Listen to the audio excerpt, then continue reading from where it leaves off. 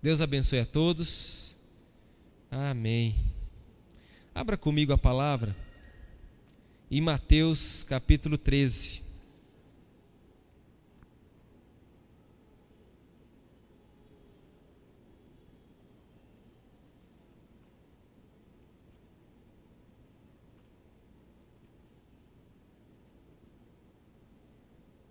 Mateus 13, versículo 58.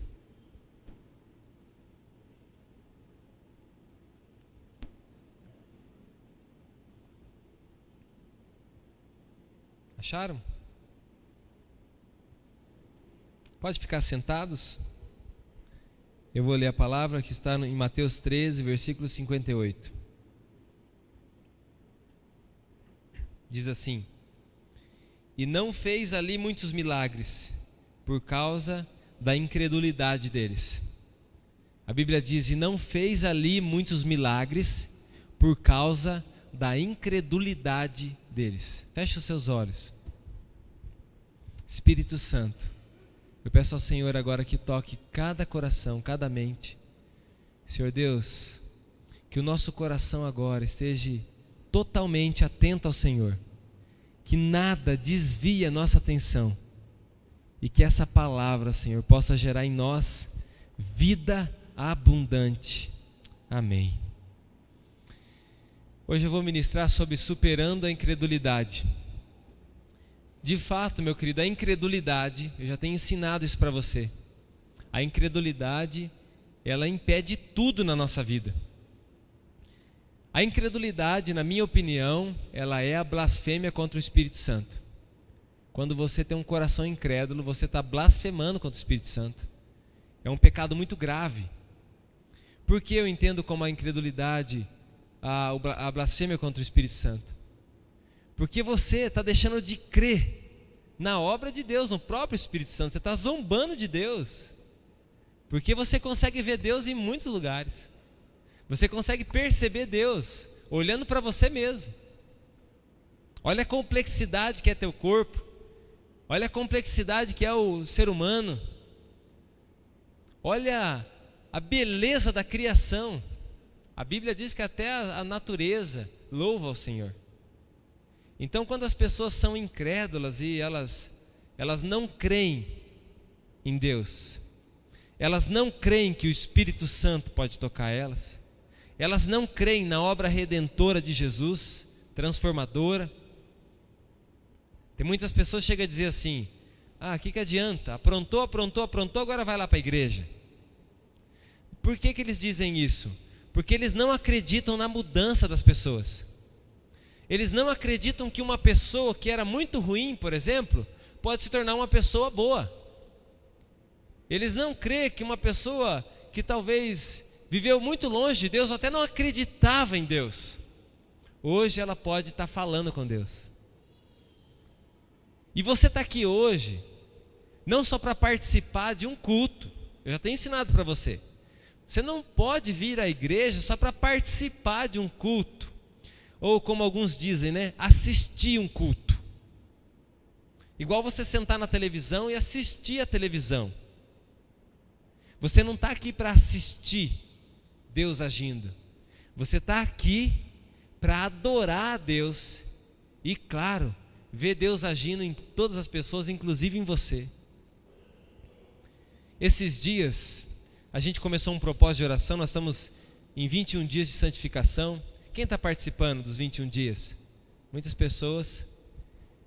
E no nosso outro espaço lá, que é o espaço Move, onde era a igreja, ali está acontecendo a torre de oração. Começa às 6 da manhã. Quem está indo às 6 da manhã aí? Olha os tigrão que está indo às 6 da manhã. Olha só, esse povo aí é poderoso, hein? Você chegar perto dele, chega a arrepiar o cabelo do braço. Tão poderosos que eles são. Brincadeira, né?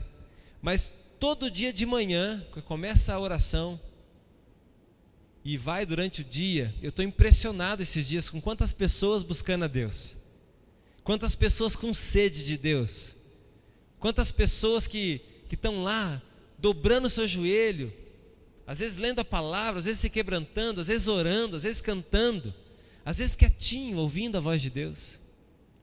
Como esses dias eu cheguei lá quietinho, Eu falei, Deus, fala comigo hoje.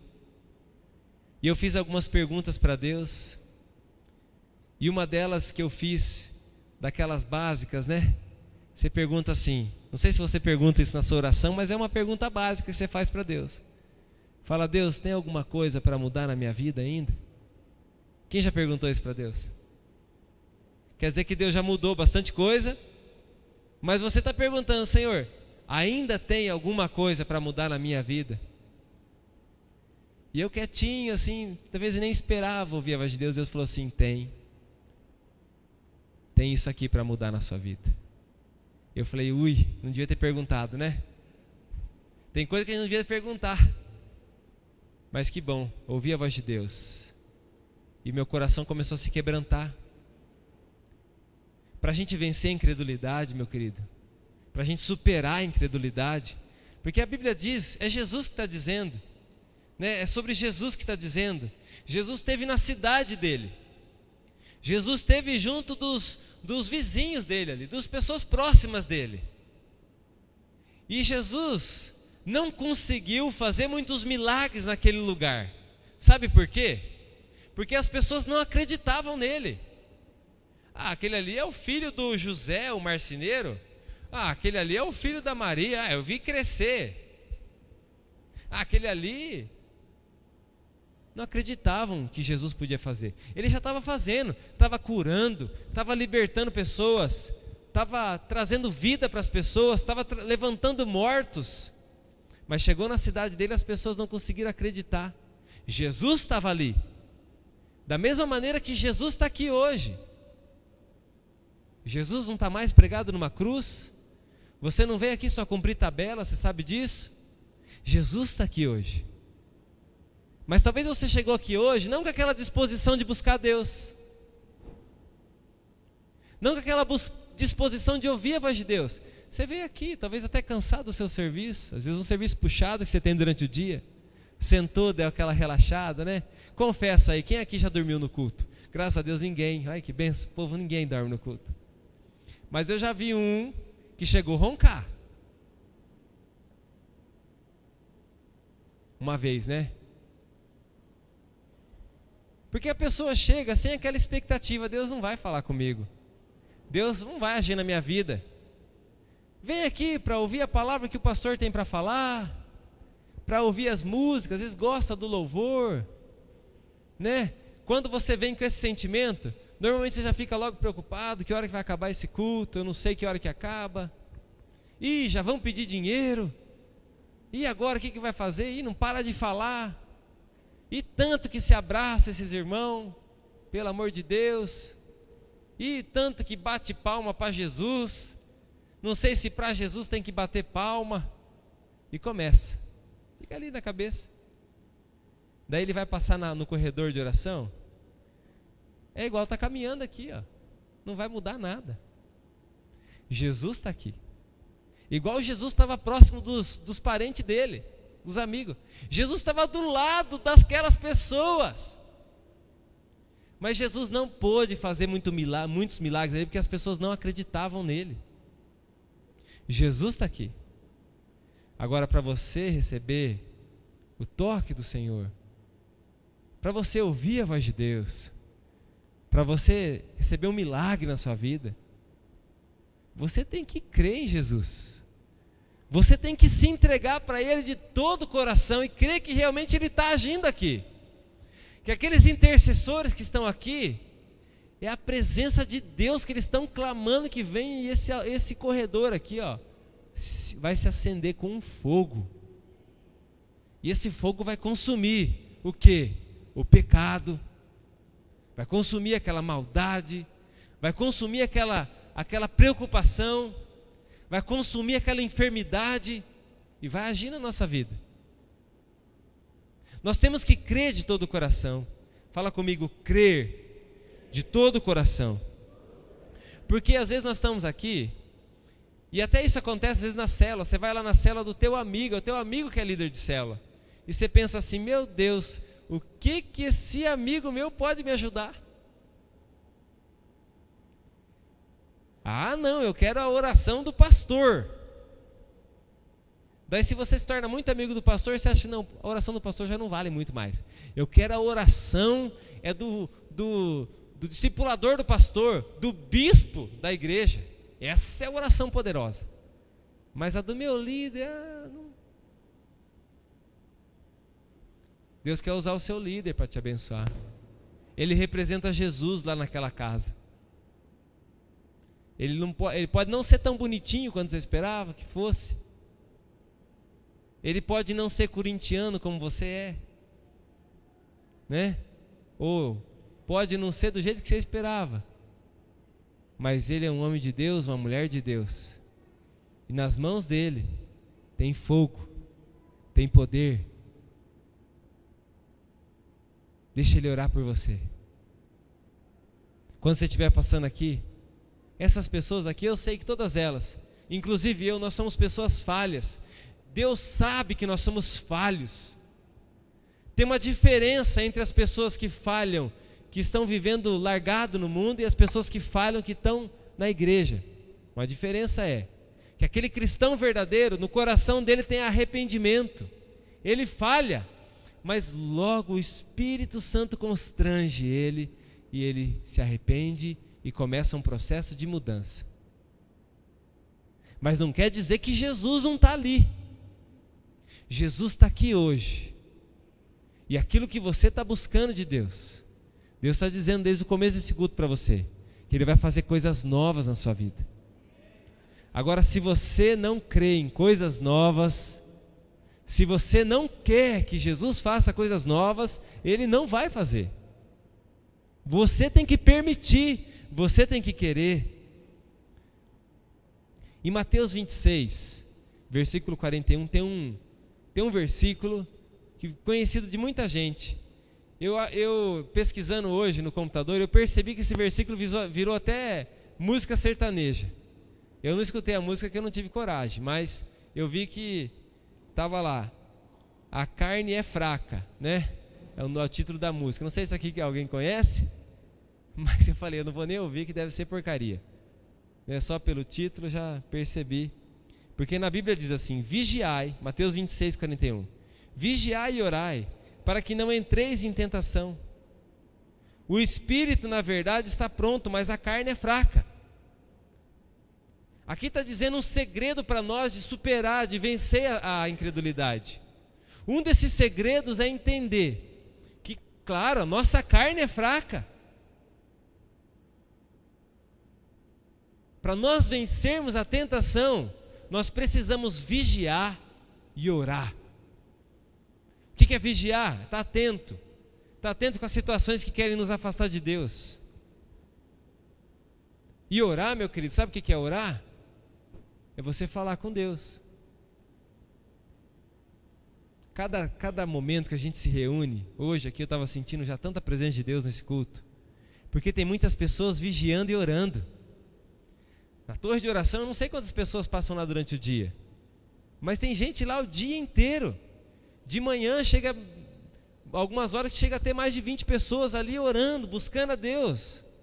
De noite, daqui a pouco, às 11h30 vai ter gente lá orando, buscando. Os universitários vão direto lá orar. Então o pecado vai diminuindo, porque nós estamos vigiando e orando. A tentação vai diminuindo, não vai vencendo mais sobre a nossa vida. E o que vai aumentando? A nossa fé vai aumentando. Nosso coração passa a crer mais, e aí milagres começam a acontecer mais, porque tem mais santidade, e é o último segredo para a gente superar a incredulidade: santidade. O texto de Josué, esse texto sempre me chamou muita atenção. Em Josué capítulo 3, se eu não me engano é o versículo 5, que diz assim: disse Josué ao povo: santificai-vos, porque amanhã o Senhor fará maravilhas no meio de vós. Santificação, busca. Aí entra o jejum. Eu sei que tem pessoas aqui na igreja, muitas pessoas jejuando, orando, jejuando. E meu querido, você vai ver o poder de Deus se manifestar. Você que vai para o encontro com Deus, você vai ver muito mais ainda o poder de Deus se manifestar naquele lugar. Você que vai fazer o encontro com Deus, tem pessoas que vão fazer que estão jejuando e estão orando. Você vai ver o que é o sobrenatural de Deus na sua vida. A sua vida vai viver uma virada, que nem a gente canta, muito grande. Não tem como alguém não começar a orar e buscar a Deus e jejuar e pedir: Senhor, fala comigo, e ir para a palavra. Não tem como alguém não fazer isso e o Senhor não se apresentar a Ele. Igual hoje, o Senhor vai se apresentar aqui para muitas pessoas. Eu sei que muitas pessoas, que você talvez já até convidou para vir na igreja, tem o receio de vir na igreja e pensar assim: eu já tenho a minha igreja. Às vezes nem vai na igreja, né? Normalmente as pessoas que falam isso, às vezes nem vão na igreja. Nem vão na igreja que eles dizem que fazem parte. Mas eles estão dizendo assim: eu tenho uma religião que eu não pratico, eu não acredito, mas eu tenho. Está aqui, eu tenho. É igual aquele cara que você pergunta assim: que time você torce? Eu torço para tal time. Mas o cara não torce, o cara não assiste nenhum jogo, não sabe nem o que está acontecendo. Às vezes o time dele é aquele time que já até sumiu do planeta, não existe mais, ele está torcendo para aquele time ainda. Tem pessoas que falam assim sobre Deus. Mas quando você entende que Deus está te chamando é para uma vida com Ele, não para uma religião, Deus está chamando você para estar perto dEle, para estar próximo dEle, para você se santificar, para você orar, para você buscar Ele de todo o coração. E aí você começa a ouvir a voz dEle. E Deus começa a agir na sua vida dia a dia. Hoje você vai superar a incredulidade. O pecado, ele traz para nós miséria, gente. Algumas pessoas chegam a dizer assim: eu desanimei de ir na célula, desanimei de ir na igreja, desanimei de orar, pastor, porque as coisas não estavam dando muito certo. E essa pessoa às vezes volta pior para o mundo, porque a Bíblia diz que quando uma pessoa é liberta de um demônio e ela volta atrás, vem 7 demônios para cima dela. Então as coisas pioram 7 vezes mais. E a pessoa volta para o mundo como se fosse melhor estar lá. É pior estar lá, porque a vida no mundo, a vida no pecado é uma miséria. A história que Jesus conta do filho pródigo: saiu da presença do pai, foi para o mundo, viveu uma miséria, no meio dos porcos, comendo comida dos porcos, desejando estar ali, tudo sujo, nojento, acabou o dinheiro, largado, ninguém olhava para ele.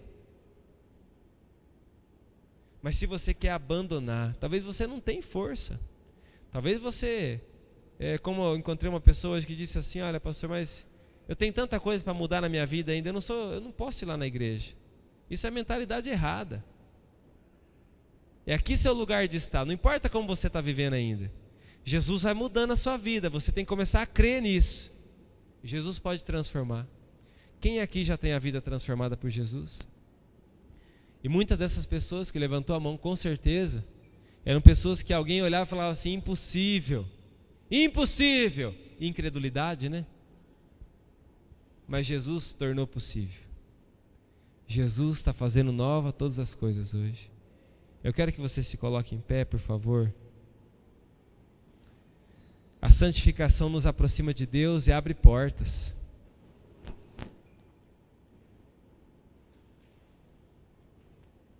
Nós vamos começar a orar. Eu quero que os intercessores já se preparem. Quero que você esteja agora orando. Puder soltar um louvor para nós aí, Will? Quero que você feche os seus olhos. Quero dizer para você o seguinte: Deus não vai se manifestar onde não tem arrependimento. Isso é outro princípio. Se você não quer mudança, se você não está arrependido, se você não entende que tem coisas que está desagradando a Deus, você precisa pedir para Deus: Deus, traz arrependimento no meu coração. Porque senão pode ser só lágrimas de crocodilo. Agora, se você quer realmente agir de Deus na sua vida, você precisa agora pedir: Deus, traz arrependimento no meu coração. E eu quero te dar a oportunidade agora de você se arrepender, de você se quebrantar, de você confessar para Deus. Deus te ama tanto, para que você vai ficar pecando? Para que você vai ficar buscando coisas que desagradam a Deus? Para que você ainda vai continuar alimentando essa mentira? Para que você vai continuar buscando a prostituição, a pornografia? Para que você vai continuar ainda maltratando? Para que você vai continuar ainda sendo uma pessoa ruim? O Senhor Jesus está te chamando para uma vida nova. Fala com Deus agora. Tem algo do que você se arrepender? Fala com Deus. Pergunta, a mesma pergunta que eu fiz. Senhor, tem alguma coisa que precisa mudar ainda na minha vida? E vamos orar.